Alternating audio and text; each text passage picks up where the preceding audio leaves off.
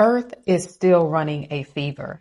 Let's talk about the connection between voting rights and weather and climate vulnerabilities. Hey family, I'm Dr. Jamese, meteorologist and atmospheric scientist, and this is Weather in Mississippi. A lot of people think voting rights and weather have nothing to do with each other, but they do. Elected officials make decisions about flood protection, water systems, emergency response, infrastructure, and disaster recovery. And those decisions at the local, state, and national levels determine whether a weather event becomes a community crisis. When vulnerable communities lack political representation and influence, their infrastructure problems are often ignored until the disaster happens.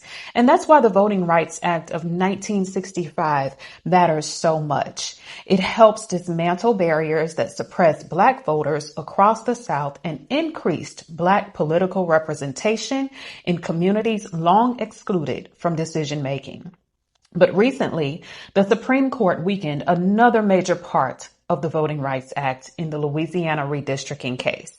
The ruling struck down Louisiana's second majority Black congressional district and weakened protections against racial vote dilution.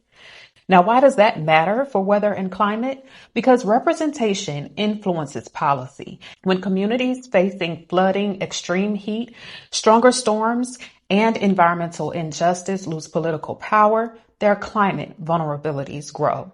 And protecting the House is about making sure communities have the representation, investment, and leaders who will act before disaster strikes. So this election season, let's dig deeper and ask some harder questions. Let's make sure that we are voting for people who understand that they need to fight for resilient infrastructure, those who understand environmental justice, and those who are willing to protect vulnerable communities when there are no cameras around, because weather doesn't discriminate, but impact does, and policies shape who suffers most from it. Please share, comment, like, subscribe, and follow me for more weather insights you didn't know you needed.